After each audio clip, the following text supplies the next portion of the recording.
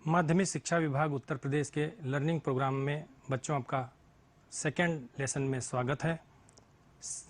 हम लोग आज अध्याय 2 के स्थिर विद्युत विभव एवं धारिता के भाग 2 में विद्युत स्थितिज ऊर्जा के बारे में पढ़ेंगे, जिसमें स्व विद्युत स्थितिज ऊर्जा किसी एक आवेश की, फिर स्थिर विद्युत स्थितिज ऊर्जा अन्योन्य यानी कि दो आवेशों या कई आवेशों की, उसके बाद बाह्य विद्युत क्षेत्र में स्थिर विद्युत स्थितिज ऊर्जा यानी कि बाह्य विद्युत क्षेत्र में किसी आवेश या विद्युत द्विध्रुव को लाएंगे, उसकी विद्युत स्थितिज ऊर्जा निकालेंगे, फिर हम लोग आंकिक प्रश्न करेंगे और फिर अभ्यास के लिए प्रश्न मैं आपको दूंगा। तो आइए चलिए शुरू करते हैं। मेरी क्लास से जुड़िए। मैं नागेश द्विवेदी, भौतिक विज्ञान प्रवक्ता, जनता इंटर कॉलेज आलमबाग लखनऊ।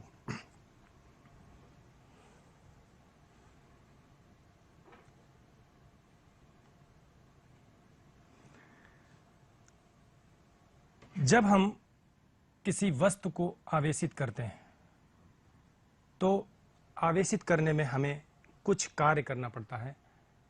वो कार्य इस आवेश के चारों तरफ उत्पन्न हुए विद्युत क्षेत्र में विद्युत स्थितिज ऊर्जा के रूप में संचित हो जाता है। यानी कि हम जैसे जैसे इस वस्तु को आवेश देते जाते हैं, इसके चारों तरफ के स्पेस में विकृति उत्पन्न होती है और वो विकृति उत्पन्न करने में जो कार्य करता है ये आवेश, उसी को हम उसके स्वयं के विद्युत क्षेत्र में संचित स्व विद्युत स्थितिज ऊर्जा कहते हैं, सेल्फ इलेक्ट्रोस्टैटिक पोटेंशियल एनर्जी कहते हैं। तो आइए देखते हैं कि सिंगल ऑब्जेक्ट, एक विलग निकाय या विलग वस्तु के लिए पोटेंशियल एनर्जी क्या होती है। मैं यहाँ पर एक चालक ले रहा हूँ और इस पर हम प्लस क्यू आवेश देना चाहते हैं, लेकिन प्लस क्यू आवेश एक बार में नहीं दिया जा सकता, नहीं दिया जा पाएगा। आवेश के मान को हम 0 से Q तक धीरे धीरे बढ़ाएंगे। तो हमने सपोज किया, हमने माना कि 0 से Q डैश तक आवेश पहले मैंने बढ़ाया। जब Q डैश इस आवेश इसके ऊपर आ चुका है, तब इसका विभव V डैश हो चुका है और हम अनंत से dQ डैश आवेश और ला करके इस पर रख रहे हैं, यानी कि आवेश में वृद्धि कर रहे हैं। तो अनंत से dQ डैश आवेश को लाने में कृत कार्य यदि dW है तो dW upon dQ dash is equal to V dash. ये विभव की परिभाषा है जो कि पिछले भाग में हम लोग पढ़ चुके हैं। तो dW work done to add small charge dQ dash V dash into dQ dash. ये विभव की परिभाषा से dQ डैश को मैंने इधर गुणा कर दिया है। आप जानते हैं किसी गोलीय चालक जिसकी त्रिज्या r है, इसका सतह का विभव 1/4 pi epsilon not Q dash upon r होगा। ये पिछले लेसन में पढ़ चुके हैं। dQ डैश से मल्टीप्लाई किया मैंने। ये छोटा सा आवेश dQ डैश अनंत से लाया गया है इसके सतह पर और ऐड किया गया आवेश के मान को Q डैश से बढ़ा के Q dash plus dQ dash किया गया है। तो dQ डैश आवेश वृद्धि के लिए कृत कार्य dW है। अगर हम ऐसे ही छोटे छोटे आवेशों को अनंत से लेकर के आएं और इसके ऊपर बढ़ाते जाएं तो अंतिम अवस्था में आवेश Q हो जाएगा। तो कुल कार्य निकालने के लिए इसको समेशन करें, छोटे छोटे कार्यों का योग करें। यहां पर समेशन को इंटीग्रेशन से प्रदर्शित करते हैं। तो कुल कार्य निकालने के लिए हमने इंटीग्रेशन किया। W 1/4 pi epsilon not R integration Q dash dQ dash. Limit लगेगी 0 से Q तक, 0 से Q तक। इसका इंटीग्रेशन सिंपल इंटीग्रेशन सूत्र से x to the power n dx is equal to x to the power n+1 upon n+1 सूत्र से Q डैश स्क्वायर बाई 2 आ जाएगा। फिर जब 0 से Q लिमिट रखेंगे तो Q स्क्वायर बाई 2 आ जाएगा, यानी कि सूत्र बनेगा 1/8 पाई epsilon not Q square by R। ये किया गया वर्क, ये किया गया कार्य ही इसके चारों तरफ उत्पन्न हुए विद्युत क्षेत्र में सेल्फ पोटेंशियल एनर्जी के रूप में संचित हो जाता है। यह है किसी सिंगल ऑब्जेक्ट की सेल्फ इलेक्ट्रोस्टैटिक पोटेंशियल एनर्जी, स्व विद्युत स्थितिज ऊर्जा। अब हम इसके आगे चर्चा करेंगे। दो आवेशों की निकाय की विद्युत स्थिति ऊर्जा क्या होती है। तो आइए पढ़ते हैं। स्थिर विद्युत स्थिति ऊर्जा अन्योन्य यानी कि दो आवेशित वस्तुओं की या दो से अधिक आवेशित वस्तुओं की। पहले हम दो आवेशित वस्तुओं के निकाय के लिए इसकी चर्चा कर रहे हैं। दो या दो से अधिक आवेशों को अनंत दूरी से पास लाकर निश्चित दूरी पर रखकर विद्युत निकाय बनाने में जो कार्य किया जाता है उसे निकाय की विद्युत स्थिति ऊर्जा कहते हैं। यानी कि दो वस्तुओं को हम पहले ही अनंत दूरी पर रख करके आवेशित कर चुके हैं। पहले दूरी इनके बीच की अनंत है, अब इनको पास लाएंगे और एक निश्चित दूरी पर रख करके एक निकाय बनाएंगे। ये दूरी एक निश्चित दूरी r है। वैसे तो हम दोनों को ला रहे हैं अनंत दूरी से, लेकिन हम ये मान लेंगे अपनी सुविधा के लिए कि Q1 फिक्स्ड है और उसके सापेक्ष हम Q2 को स्लो वेलोसिटी से, जीरो त्वरण से ला रहे हैं। तो हम ये कह सकते हैं कि Q1 के विद्युत क्षेत्र में Q2 को लाया जा रहा है और Q2 को हम ट्रीट कर सकते हैं एज धन परीक्षण आवेश। तो P बिंदु तक जो कि r दूरी पर है, वहां तक Q2 को लाने में कृत कार्य विभव की परिभाषा से V1 is equal to W12 upon Q2। W12 प्रथम आवेश के विद्युत क्षेत्र में द्वितीय आवेश को अनंत से P तक लाने में कृत कार्य है। W12 प्रथम के क्षेत्र में द्वितीय को लाने में किया गया कार्य। तो W12 ही हमें निकालना है। Q2 से इधर गुणा करें, क्रॉस गुणा V1 Q2 और बिंदु आवेश Q1 का r दूरी पर विभव लिखें। ये हम लोग पढ़ चुके हैं, 1/4 pi epsilon not Q1/r into Q2। ये जो किया गया कार्य है ये इन दोनों आवेशों की Q1 और Q2 के बने हुए निकाय यानी कि दोनों की कंबाइंड पोटेंशियल एनर्जी है। इसी को हम U12 कहते हैं। इसी को हम अन्योन्य स्थिति ऊर्जा या विद्युत स्थिति ऊर्जा कहते हैं, या इंग्लिश में इंटरैक्शन इलेक्ट्रोस्टैटिक पोटेंशियल एनर्जी भी कहते हैं, या म्यूचुअल पोटेंशियल एनर्जी भी कहते हैं।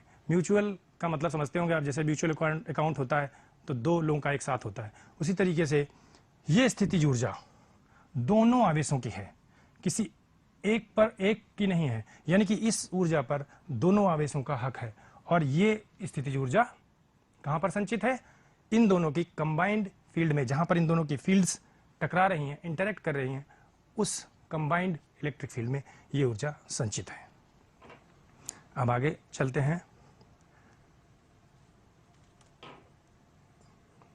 r दूरी पर रखे हुए दो आवेशों की अन्योन्य स्थिति ऊर्जा की चर्चा हो गई है और अब हम देखते हैं n आवेशों के निकाय के लिए स्थिति ऊर्जा।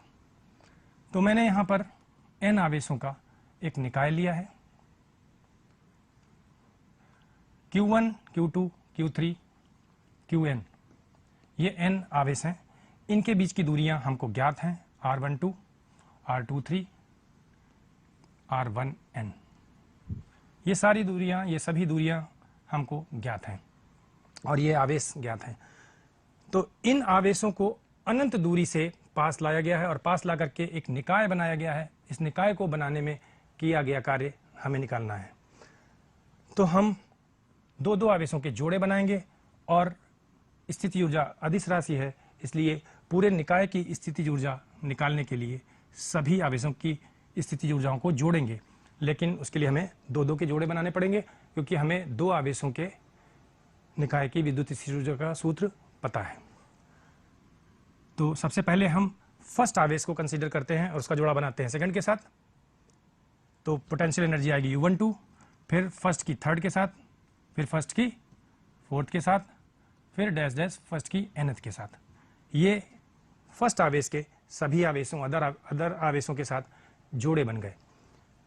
फिर हम सेकंड आवेश को कंसीडर करेंगे Q2 को और Q2 के जोड़े बनाएंगे। तो Q2 का Q1 के साथ जोड़ा बन चुका है, पोटेंशियल एनर्जी U12 लिखी जा चुकी है, इसलिए यहाँ U21 नहीं लिखा जाएगा वरना ये रिपीट हो जाएगा पद।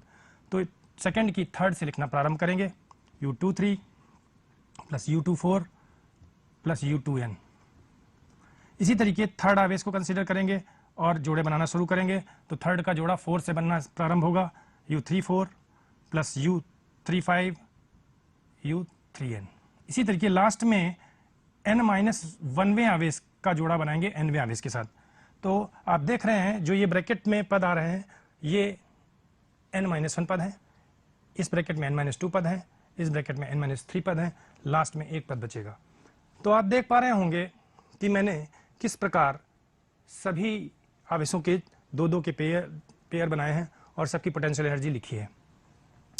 इस पूरे सूत्र को हम लोग शार्ट में summation over i from 1 to n-1 summation over j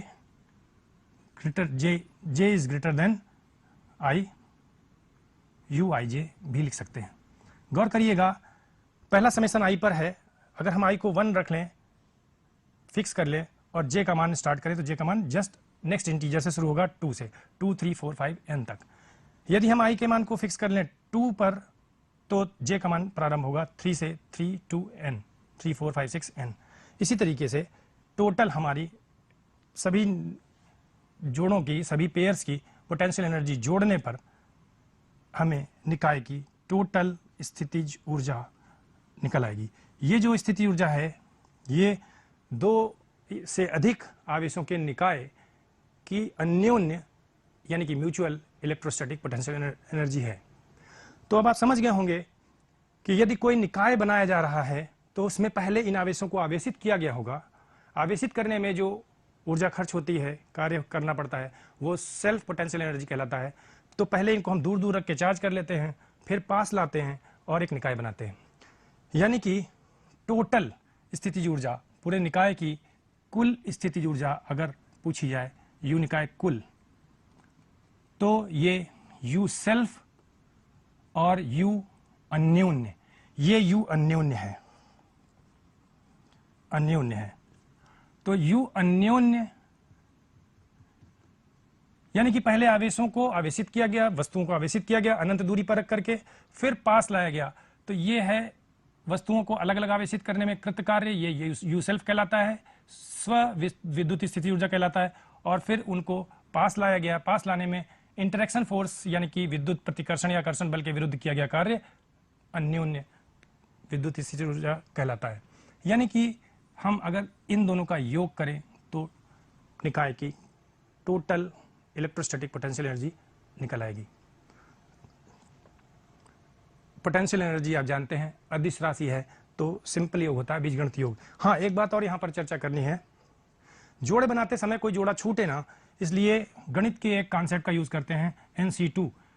n आवेशों में से किन्हीं दो आवेशों को लेकर के बनाए गए जोड़ों की संख्या, पेयर्स की नंबर NC2 सूत्र से factorial n upon factorial n minus r factorial r आ जाएगी। इसको थोड़ा सा सॉल्व करें, आर की जगह 2 है, अंडरस्टूड है।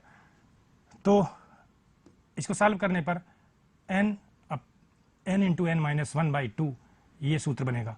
तो बायो वाले बच्चे इतना याद कर लें कि जोड़ों की संख्या, number of pairs n into n minus 1/2 होगा। मैथ्स वाले बच्चे समझ ही रहे होंगे, NCR सूत्र लगाया गया, n में से किन्हीं दो आवेशों को सिलेक्ट करके बनाए गए जोड़ों की संख्या। अब हम लोग आगे चलते हैं और देखते हैं किसी निकाय की बाह्य विद्युत क्षेत्र में क्या स्थिति ऊर्जा होती है। तो सबसे पहले किसी बिंदु आवेश की चर्चा करेंगे हम लोग। ये एक बाह्य विद्युत क्षेत्र है, एक समान, जिसको समांतर बल रेखाओं द्वारा व्यक्त करते हैं। अनंत से किसी आवेश Q को बिंदु हम A तक लाएं, तो A बिंदु तक लाने में अगर बिंदु A पर विभव VA है तो कृत कार्य WA होगा Q इंटू VA। यानी कि इस आवेश की A बिंदु तक लाने में जो कृत कार्य है यही बाह्य विद्युत क्षेत्र E में इस आवेश की स्थिति ऊर्जा कहलाएगा। लेकिन अगर हम A से B तक और ट्रांसफर करें तो A से B तक ले जाने में कृत कार्य निकालें WAB, तो वो WB और WA का अंतर होगा। यानी कि WB माइनस WA, तो Q into VB minus VA, Q common हो जाएगा।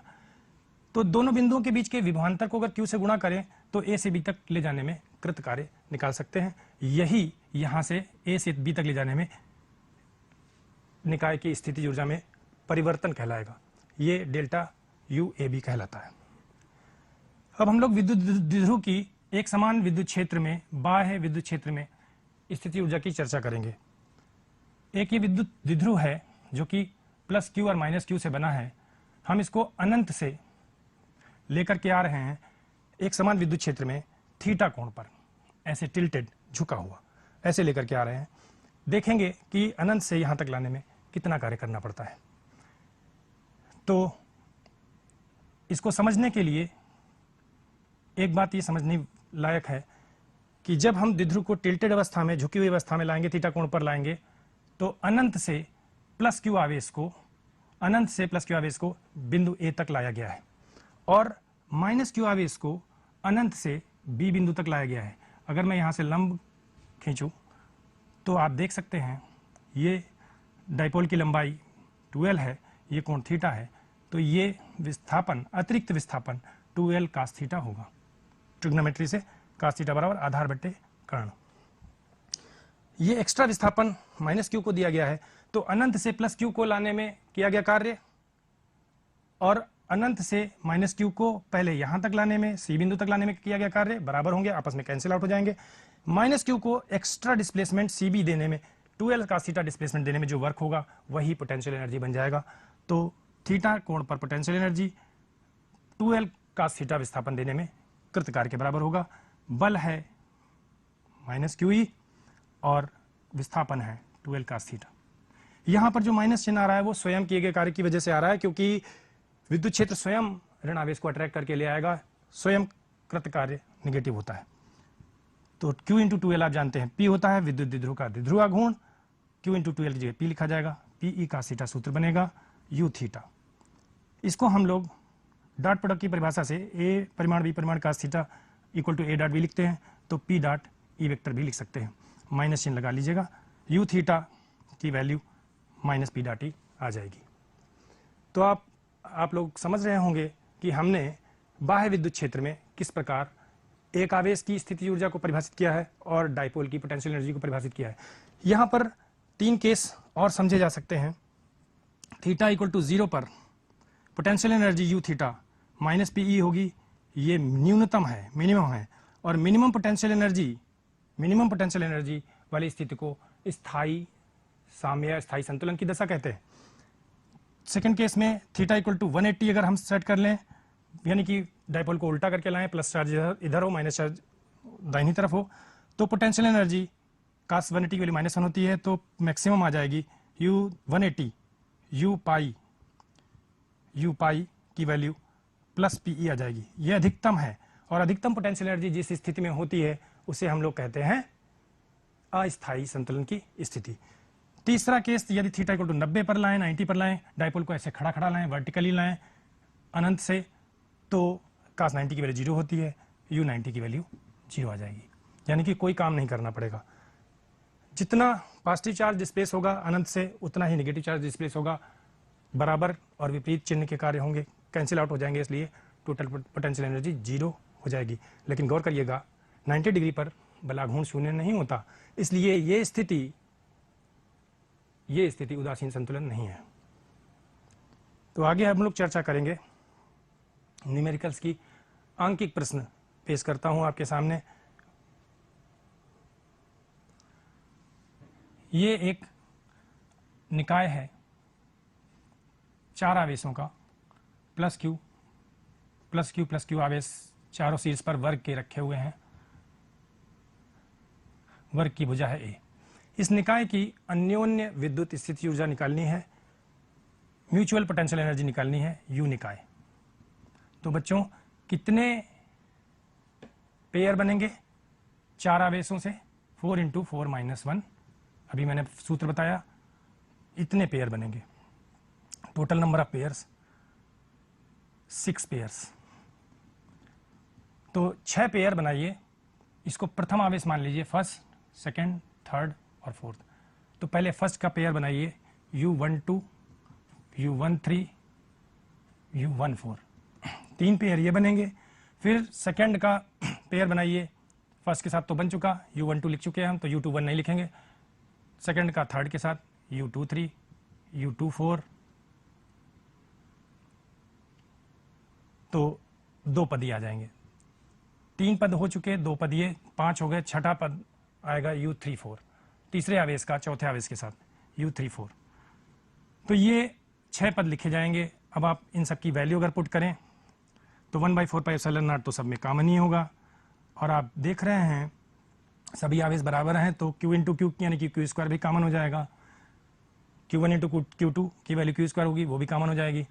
अब आप देखिए 4 ये पद U12 U23 U34 और U31 यानी कि U41, तो ये U14, ये 4 पद, इनके बीच में दूरी a है, इन जोड़ों के बीच में दूरी a है, तो किसी एक जोड़े की लिख करके उसको 4 से गुणा करें, 4 multiplied by Q²/4πε0 upon a दूरी वाले 4 जोड़े हैं, बाकी 2 जोड़े, एक ये a√2 वाला, a√2 दूरी वाला, और एक ये जोड़ा a√2 वाला, यानी कि U13 U13 और U13 और U24 इन दोनों में दूरी जोड़ों के बीच a√2 है, और 2 जोड़े हैं इस प्रकार के, तो 2/a√2 ये पोटेंशियल एनर्जी हो जाएगी इस पूरे निकाय की।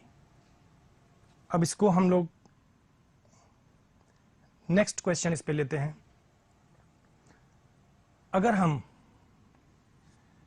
किसी रिंग को आवेशित करें, प्लस क्यू आवेश दें, और इसके सामने अक्ष पर कोई आवेश क्यू रखें जिसका द्रव्यमान m हो, और पूछा जाए कि इसको कितनी न्यूनतम वेग से फेंकें जिससे कि ये केंद्र से होता हुआ अनंत की ओर स्केप कर जाए, पलायन कर जाए।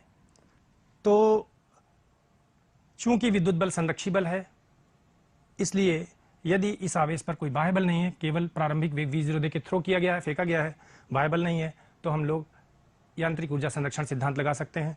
यानी कि इस बिंदु को a मान लें, इस बिंदु को c मान लें, तो a बिंदु पर काइनेटिक एनर्जी और पोटेंशियल एनर्जी का योग c बिंदु पर पोटेंशियल और काइनेटिक एनर्जी के योग के बराबर होगा। प्रारंभिक बिंदु पर हमने न्यूनतम वेग v0 से फेंका है, तो ka का मान 12 mv/0 होगा। ua का मान आप जानते हैं, रिंग के वलय के अक्ष पर, आवेशित वलय के अक्ष पर पोटेंशियल का सूत्र पढ़ा चुका हूं मैं, 1/4πε0 Q/, ये डिस्टेंस x क्वेश्चन में गिवन है, √r² + x², और इसकी त्रिज्या r गिवन है।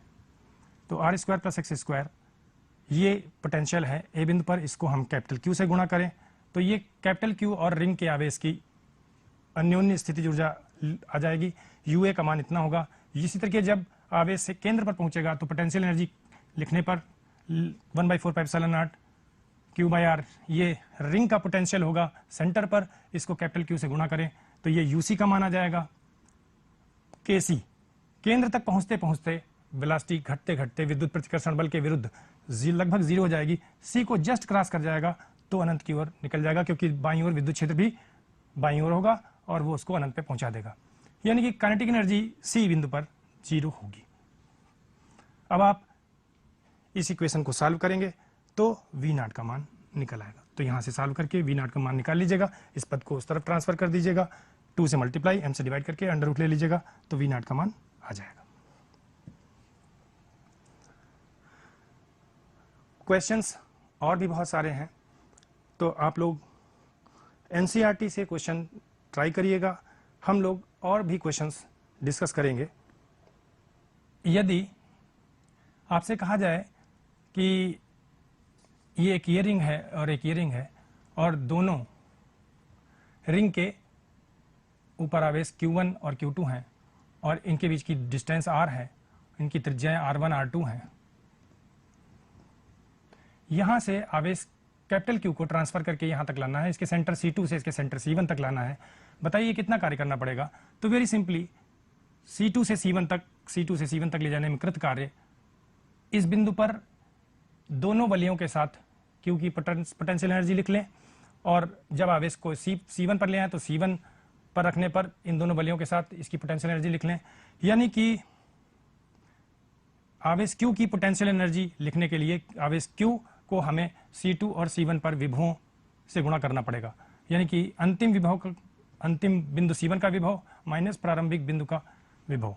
अब VC1 का मान अगर आप लिखें तो मैं लिख के दिखा दे रहा हूँ। VC1 का मान होगा 1/4 पाई एप्सिलॉन नॉट, इस वलय के वजह से Q1/R1, 1/4 pi epsilon naught common ही होगा, प्लस इस वाले आवेश की वजह से ये डिस्टेंस लेंगे और ये distance R2 square plus R square का अंडर रूट होगा, तो Q2 upon under root R2 square plus R square. ये पोटेंशियल है C1 पर दोनों वलयों के कारण। इसी तरह के C2 पर लिख सकते हैं, आप C2 पर लिख लीजिएगा 1/4 pi epsilon naught Q2 upon R2 plus Q1 upon root of R1 square plus R square. Similarly ये दोनों वैल्यूज उठाकर यहाँ पर पुट कर दीजिएगा तो कार्य निकल आएगा। ये स्थिति ऊर्जाओं में परिवर्तन भी है।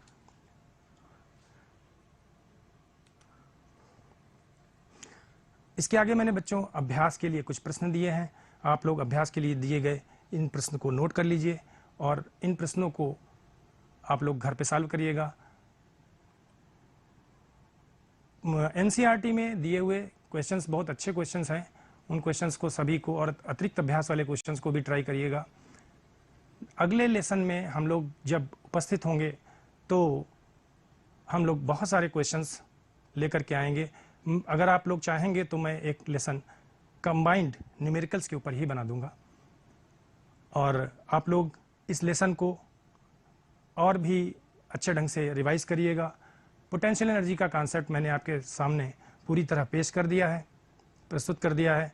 आप लोग इस कॉन्सेप्ट को ठीक से समझ गए होंगे और क्वेश्चन तो बहुत सारे हैं, धीरे धीरे हम लोग डिस्कस कर सकते हैं। आगे चल करके एक लेसन हम क्वेश्चंस के ऊपर ही बनाएंगे। आप लोग मोबाइल पर दीक्षा ऐप डाउनलोड कर लीजिएगा और उस पर इस लेसन को 2-3 बार देखिएगा। कोई भी चीज़ अगर एक बार में न समझ में आए तो 2 बार 3 बार जरूर देखिएगा तो समझ में आ जाएगा। धन्यवाद।